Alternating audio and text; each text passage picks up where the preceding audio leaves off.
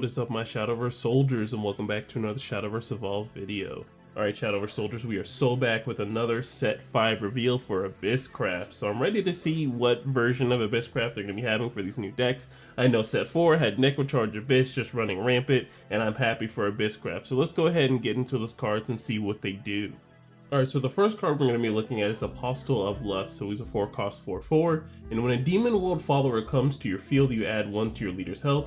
You can activate and you can engage this card and subtract 1 from your leader's health, and then you choose a Demon World follower that originally cost 2 or less from your graveyard and put it onto the field. I absolutely love cards like this where you play a card and then you can play another card and you can get some fanfare effects off. But essentially, if you play a Demon World character, you're going to get 1 health back, and if you subtract 1 from your health to play a Demon World from your cemetery, you're going to gain that 1 health back. So you essentially did it for free in terms of health. But you have to make sure you have those play points and see if you have a Demon World in your cemetery. But let's go ahead and see what other Demon World followers there are, so we can see what cards we can play that are 2 or less. Alright, moving on, we have Apostle of Silence. It's a 4-cost 4/4, you can evolve them for 1, and at the start of your end phase, you choose an enemy leader. If there are only 3 or less cards in their hand, deal 3 damage to them.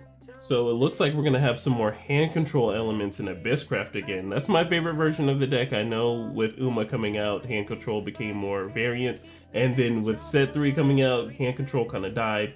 And then set 4, really, we just went to Necrocharge Abyss. But now we finally have a way to check somebody if they only have 3 cards in hand and they're not really doing too well in terms of hand draw. You can really check them in some damage.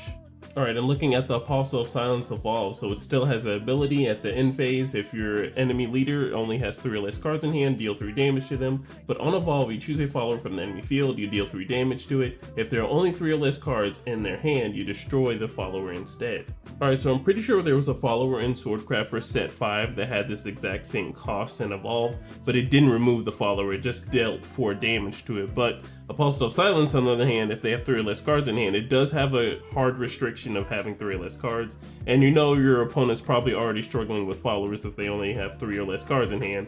So destroying a follower on field will definitely hurt them in the long game, and you'll be definitely taking massive. Alright, and we have Disciple of Lust, so it's a 1-cost 1/1. It has a strike ability, so when it swings, you deal 1 damage to all leaders, and then it has a fanfare ability to deal 1 damage to all leaders as well. So this is an excellent card to just go ahead and get some Sanguine on your turn, and then if it actually is stale and able to swing in the next turn, because it is a 1/1, so you really shouldn't expect it to stick around. But if it does stick around, you're going to be swinging for 2 damage essentially, so it's kind of like an Ambling Wraith on fanfare and then on strike too, so you can get that Sanguine. So if you need to have any Sanguine effects like the Skeleton Fighter or for Dark General, cards like that, you swing with this, you are on fresh play points, you play whatever card that you need for the Sanguine effects, and you're rocking.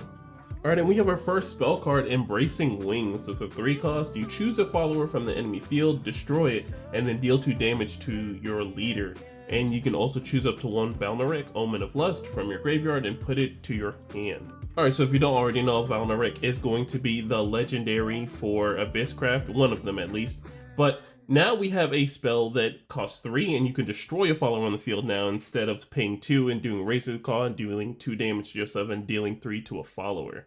Alright, and then we have Hamelin, so he's a 2-cost 3/2. When he comes in play, you choose a token card from your EX area and put another same card to the EX area. Alright, so this card is going to be pretty good with Cerberus, I believe, because Coco and Mimi are token cards, or in Vampires, where you have the Force Bats. I think this is where this card is really going to shine. So at any point, if you want to put an extra Coco or extra Mimi into your EX area, because they are token cards, they're not token followers, they're token cards. So at any point in time, you play this card, get an extra token card, and then you can start swinging for more damage or dealing more damage to followers on field, through Cocos and Mimis, that is. Alright, moving on to Servant of Lust, so it's a 2-cost 3/1. You can evolve him for 1, and when he comes into play, you deal 1 damage to your leader. Alright, another card where you can get some Sanguine off. Let's go ahead and figure out what that Evolve does. Alright, so we have Servant Evolve. So on Evolve, you subtract 1 from your leader's health, and then you can choose a follower from the enemy field, deal damage to equal to the number of times your leader's health has decreased this turn. Alright, so I can really only see this card being an aggro Abyss just from the stat lines alone, because I don't really see where this on Evolve effect will really take in place to just get the most damage out of it. If you play it and then you evolve it in the same turn, you're going to be doing at least a minimum of 2. If you do any more damage than that, then there's no way you're going to have the play points to really do a good amount of healing. And maybe if you're in like 6 play points and we play Morgana, I can't think of her name, I'm sorry. but that's the only time where I can think you can deal damage and then also heal in the same turn. But really, just with the stat lines alone, I believe this card can really shine its brightest in aggro Abyss. Okay, and we have Servant of Silence, so she's a 2-cost 2/3, and when an enemy player discards a card, deal 2 damage to them, and then put the top 2 cards of your deck to the graveyard. Alright, so not a bad 2-cost card, so like I said, discard Abysscraft is slowly coming back. My favorite version of Abysscraft is hand control, because the best way to control your opponent is to get rid of cards out of their hand, in my opinion. And then you're also doing some necrocharging, so that's also a plus too. But you have to make sure this card survives when you get into that turn 3 discard, but you're going to be dealing 2 damage to your enemy as well as discarding their hand. Alright, and then we have Silent Purge, so it's a 4-cost spell. You choose a follower from the enemy field, destroy it, its player discards a random card from their hand. So like I said, more hand control elements. I'm having a big smile on my face for set 5. I'll definitely be picking up a whole bunch of these cards because the best version of control is hand control in my opinion. But like I said, it's my opinion. But you're also able to now destroy a card and then make your opponent discard a random card. And the best thing about RNG is it's really random. So you can either snipe the best card out of their hand or you can snipe the worst card out of their hand. But it really does feel good if you snipe the best one.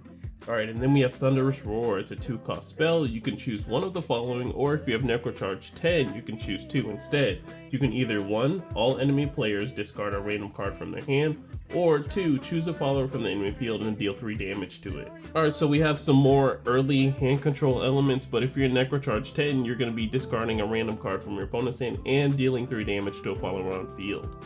Alright, moving on, we have Mass Puppet, so it's a 3-cost 2/3, you can evolve it from 1, and during your turn, whenever your follower goes from the field to the graveyard, this gets +1 attack.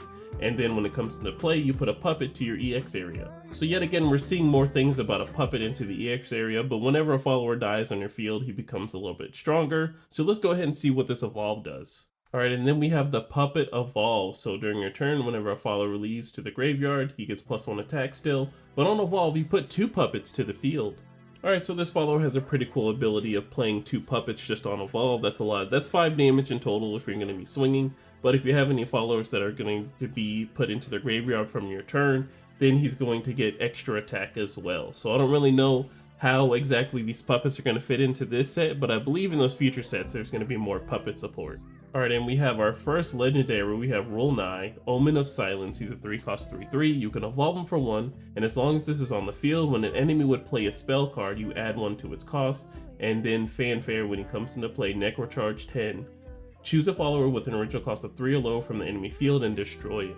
So practically a 1-for-1 if you're on Necrocharge 10 with the Fanfare, but you really want to play this card just to add extra cost to enemy spells. So instead of a Conflag being 5, it's going to be 6. So that's going to be more play points they're going to be using to wipe your board. So, you know, adding taxes in terms of spells like that is really good because most of the way people are going to be moving your followers is through spells as long as you leave them unengaged. So that's going to be a pretty good card to have in your inventory.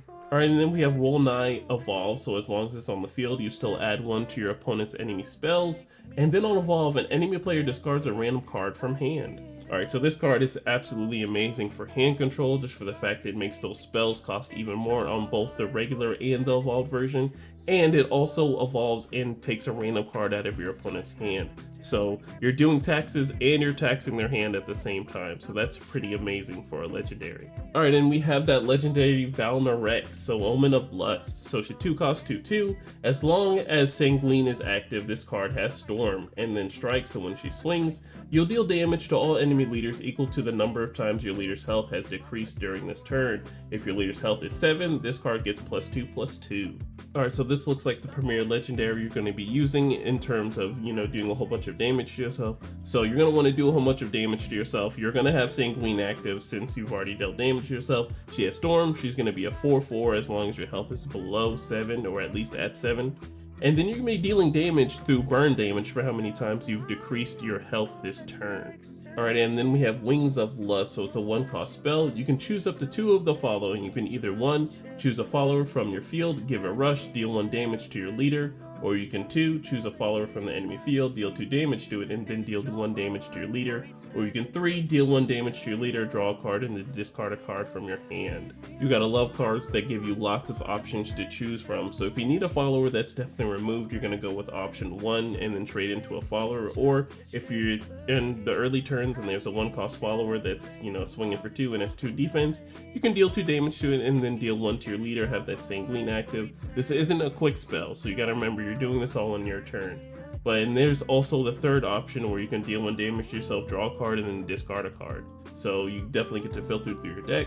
So there's lots of options that you can choose from when using this 1-cost spell card. Alrighty, and we have the Valnarek alternate art. So it looks absolutely beautiful. It kind of weirds me out with all the hands and everything, but she does look beautiful all the same. So if you're looking forward to pulling this card for Abysscraft, this is what the alt art looks like.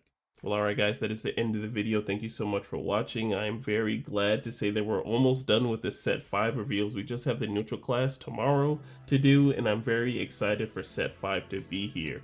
Well, alright guys, make sure you're safe in whatever you do tonight and safe whatever you do for the rest of the year. I will see you guys in the next one. Bye.